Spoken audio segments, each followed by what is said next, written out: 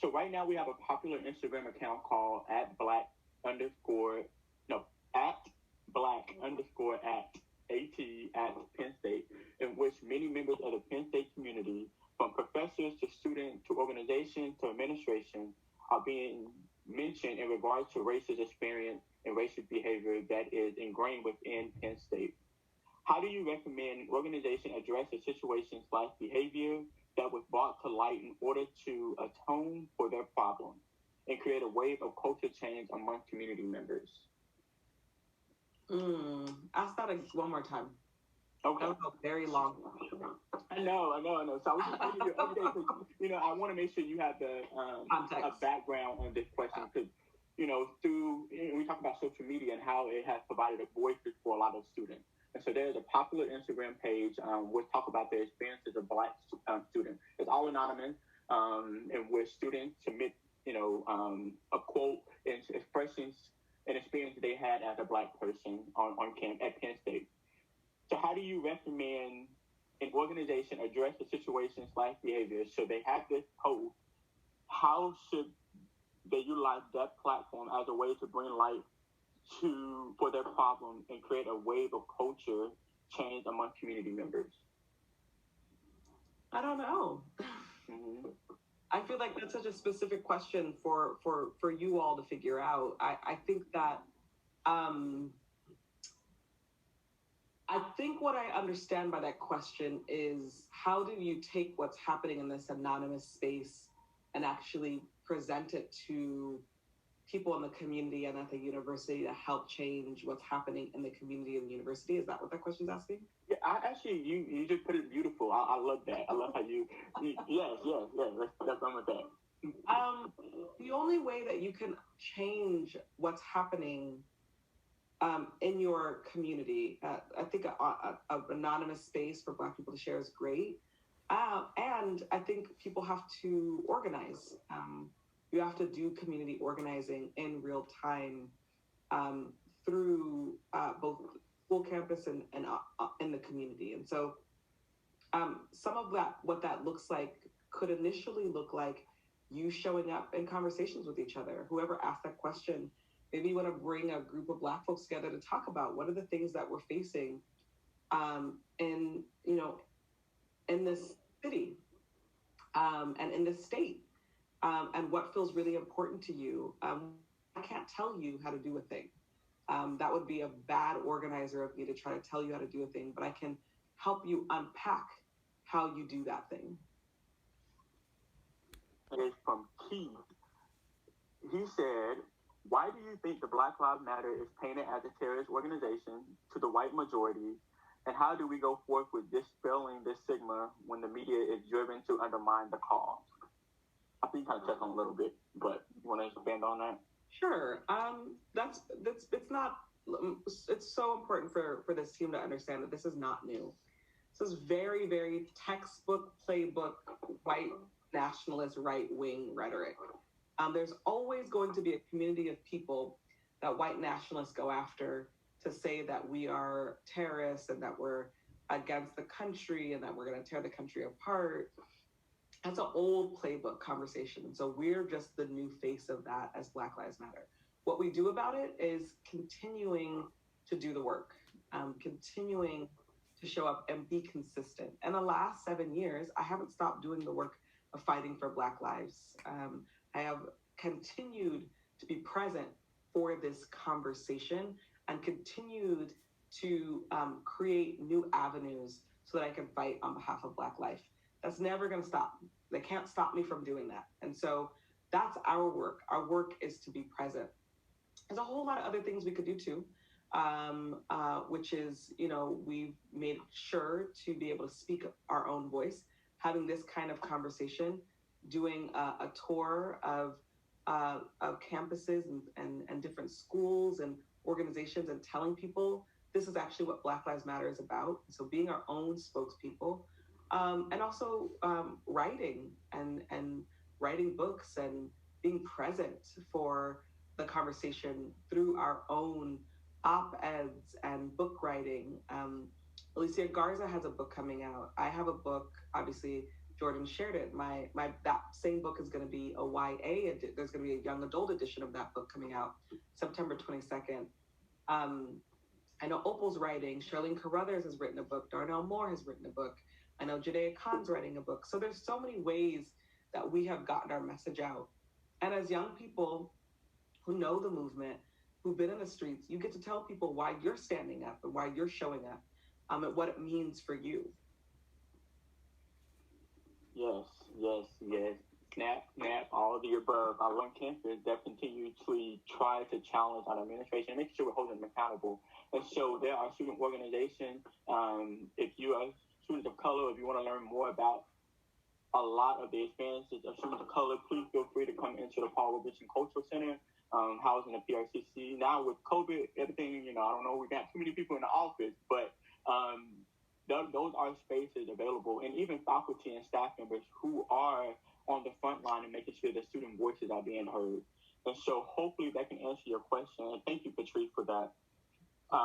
So the next great thing is we get to move to the live Q&A portion. So once again, audience members, if you have questions, please feel free to put it in the chat box, and we will get to those eventually. Yes. So the first question from our live audience is from Anton. Hopefully I'm saying it right. I'm so sorry. But the question is, what are the best practices for students to keep university administration accountable for the culture of and in line with the values of Black Lives Matter? Want me to read that again? Best practices? Yes. So what are the best practices for students to keep university administration accountable for the culture of and in line with the values of Black Lives Matter? Well, you all have to decide that first. I don't go to you, Pat. You have to sit and organize amongst yourselves as students and make a real assessment of what your school stands for. And you know what your school stands for by the policies and the culture that's created in your campus and who they support. And so that's where you start. What's really as important as organizers, as young organizers, is if you ever ask someone a question and they try to give you the answer for it, don't trust them. I'm never going to give you the answer to a thing. I'm always going to show you how you can decide what that answer is for yourselves. That's what a good community organizer would do. And so the values of Black Lives Matter are really clear. We've made them very clear. Now I think as students, you get to decide if your university is actually is matching up to those values. And you have to make that assessment as a collective. And then you have to figure out what the demands are. Oftentimes that the outlet that we use, that we want to share our voices, and oftentimes, push back against those things. And so how did it feel when the Black Lives Matter was labeled as terrorist? What did you automatically wanted to counter that? Did you have to take a step back and just wow, as we're trying to fight for justice for my community, we're getting labeled as terrorists? Yes, definitely. There was definitely a big shock around that. But also, I didn't spend a lot of time on it because I think if you spend a lot of time on people, saying they want to kill you, then you're probably going to stop the work that you're doing. And so it was important for me to focus on what was in front of me, which was fighting for Black lives. So now that the Black Lives Matter movement, and it continues to do the work, and it's starting to enter the home, the family. So do you have any advice for students who want to have these civil discussions with friends and family about the protests and the Black Lives Matter movement? One more time? What was the question? Sorry. So a lot of this movement is starting to enter the homes of families, specifically our students. And so do you have any advice for how they can navigate this civil discussion amongst their peers and their families, some that may agree with the movement, some that may disagree? How can they start this conversation amongst the family and peers? Sure. I think find the people who you feel safe, emotionally safe with. Find the people who you feel like have your back, your chosen family, your community. I'm writing my second book right now, and it's on abolition. And one of the principles that I talk about is building your community. We can have the hard conversations and the courageous conversations, and we should be with our friends and family. But as we're having those hard and courageous conversations, we should also be talking to the people who we love and love us and believe in what we're doing and the work that we're doing. So we get fortified from those people. So we don't feel like we're the lone soldier having to talk to all of our community members and friends who may be against Black Lives Matter or may have questions or may question the movement. And so I think it's important that you build your family and your community and get that fortification. Don't be a martyr. Don't feel like you have to take it on your own. I often like to prepare myself before I'm going to see family members or friends who I disagree with. Sometimes I set boundaries. These topics are off limit or these aren't. And then I oftentimes make it clear, like, in my presence, please don't talk about these things. It's unacceptable. I don't agree with you.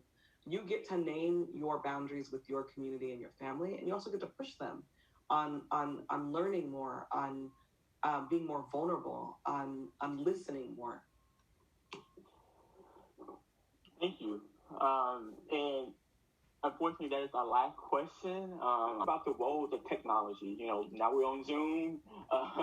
We have social media. We have, iPhone technology. All that's being basically widespread.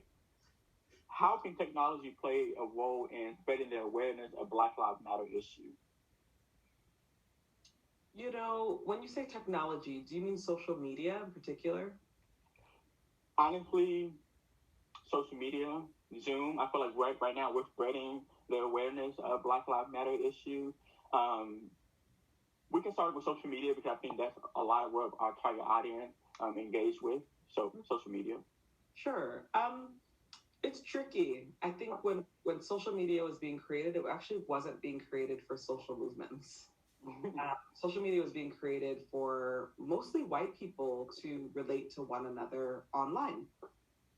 Facebook's history is not one that was about bringing in regular people. It was for college students. It was already for an elite group of people.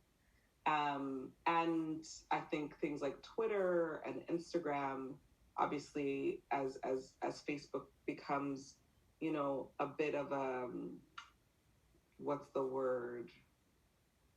Almost like an archive site in so many ways.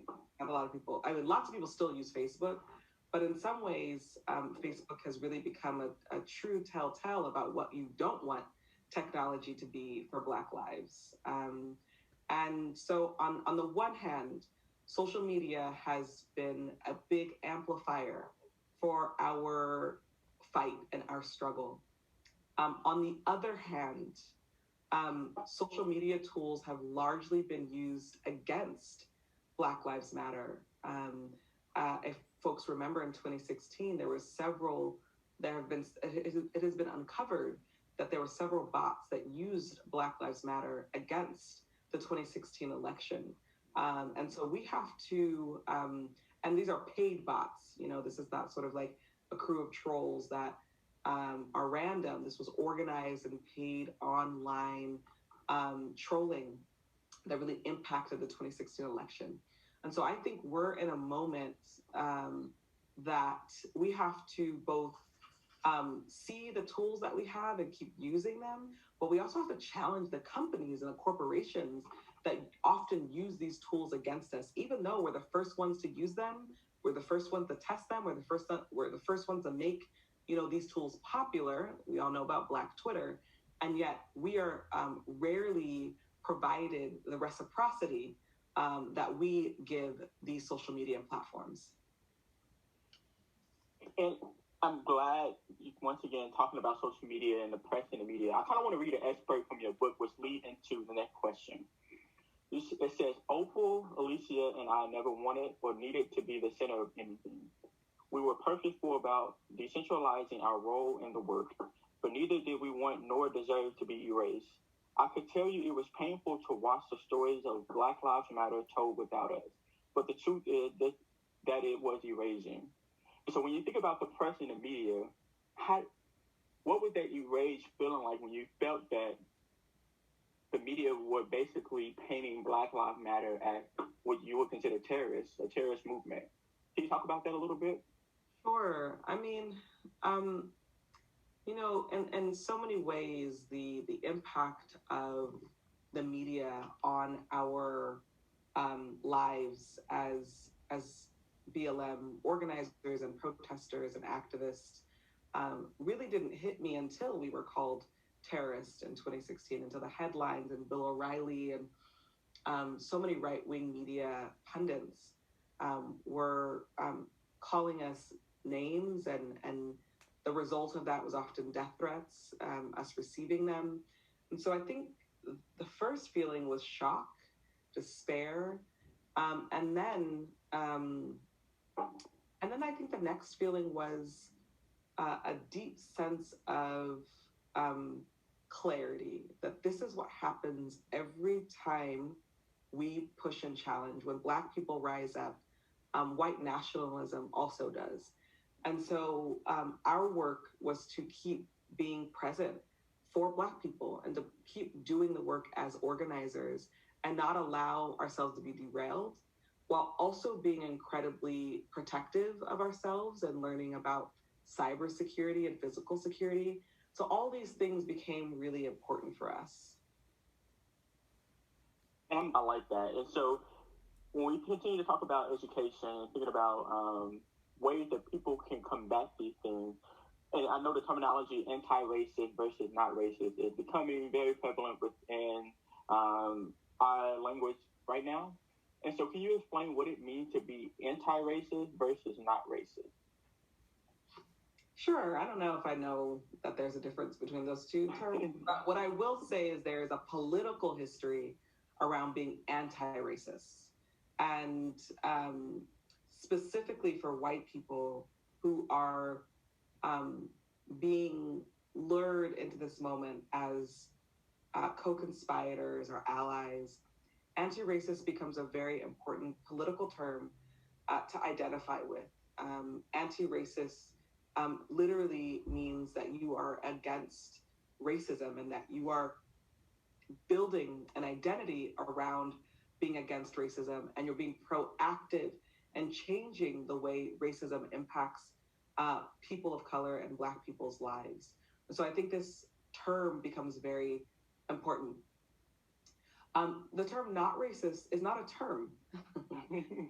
It is two separate words that often come out of the mouths of people who are actually racist. And we often hear it from people who are defending themselves against being called racist. And so anti-racist is a really powerful term that has been used by white anti-racist people for a long time. And I think is a political term that white folks in particular, but I would also argue non-Black people of color can really lean into as we're thinking about fighting against anti-Black racism. And I love how you mentioned being proactive, because I think oftentimes when people say, oh, I'm not racist, okay, that's cool. Well, not really cool, but it's just like, okay, what are you doing to make sure that you're dismantling the system? I think within living in Western culture now, we're very individualized. And so oftentimes we say, okay, I'm not racist, but there's still a system that is still oppressing and, perpetuating anti-Blackness, still enabling white supremacy. And so it's not much for you to be not racist. It's much for you to be anti-racist and also be not perpetuating, but working against this system and providing liberation for those who are still being oppressed. And so I'm glad that you mentioned that, because I try to make sure I'm talking about that with amongst my peers, amongst my cohort, and just making sure that we're getting that language and that narrative out. So thank you so much for that. Of course. Small businesses doing those protests. Like, what is, because I know a lot of people have been talking about that across the nation via the media. How would you respond to those, that concern? Yeah, I mean, those are real concerns when people's businesses are impacted by uprisings, when their businesses are impacted by protests. I'll say this, there's a few things that we need to consider when this happens. One, at times, those are real people who are expressing righteous rage and are responding to their environment. And to the folks that are real people that are expressing that righteous rage, I think what we have to do is lean into the conversation around how do we ensure that we don't end up living in a community, in an environment where people feel like they have to be so desperate that they disrupt people's businesses. So that's one thing I'll say to that community of folks. And for those of us who are often called to deny people from how they express their protest. But also, I want to say that there's been several amazing business owners in this moment who stood up and said, listen, my window can be fixed. This community member cannot get their life back. And so, you know what? I will take that. I will take that L in this moment. I don't like it, but I will take it. And I hope and pray that Black Lives Matter someday. Then there's a whole other conversation that's important that this audience understands, which is largely what we've recognized when vandalism and property is damaged during protests, that isn't often Black people. That oftentimes those are police instigators, and that oftentimes those are white supremacists who are causing more chaos. So we have to be really mindful before we go to judgment about what protests are happening and how they're happening.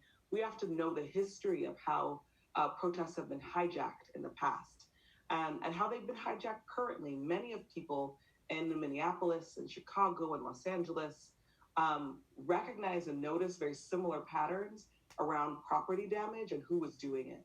And so I like to be critical when that question comes up. The same, and I think about that, and I even think about Kimberly Jones and her viral video interview in which she talked about that, and she talked about how Trevor Noah mentioned the social contract and how that's been broken. And so right now people are just enraged, and they feel desperate enough to have to just take due to the social inequity that we experience. And so thank you for sharing that. But besides, we're going through right now, and within recent protests leading to the justice for George Floyd, but also we're thinking about Breonna Taylor. We're thinking about our other Black trans brothers and sisters who have yet to fight for justice. Who have yet to receive justice. What do you think about protesting, and do you think it can lead to major changes within Minneapolis Police Department, but also within police department across the nation? Absolutely. I mean, I think protest is one of the central ways that we're able to get changes. I think it's one of the central ways that we also wake people up to conditions that people and communities are living in. Protest is at the heart of all of social movements. This is not unique to the United States. We witnessed the protests happening in Hong Kong. We've witnessed protests happening in Korea. We've witnessed the protests happening in France. So many countries use the form of protest when they're pushing their government. And what protest is the very act of both reminding your government and people that you are visible.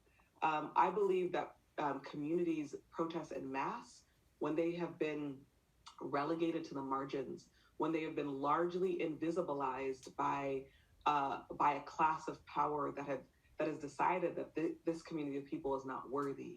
So if we look at the history of protests and uprisings and rebellions, what you'll notice is there's a common theme. People do not feel like they're getting their needs met. People do not feel like, not only do they not feel like they're not getting their needs met, people feel like they're being neglected. And so this becomes a really important current when we're looking at protest movements. And I believe that Black people will continue to protest until we receive our due, until we are no longer second-class citizens of this country. So how do you combat those concerns regarding to this? Do you think is the important role of them within the Black Lives Matter movement?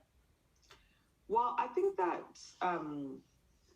every single generation, no matter your age, people should be active. They should be a part of this movement. It's going to take all of us to show up to change this country.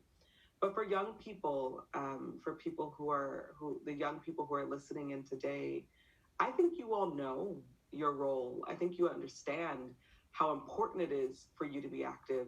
I think the question is less about around, if you know that, and more about what you do with that and where you go with that.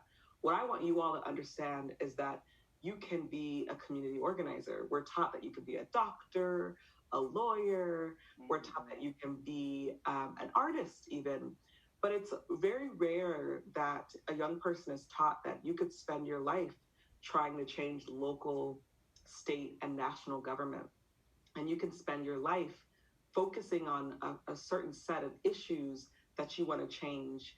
Let's look at Congressman John Lewis, who just had his funeral today. He spent his entire life in service.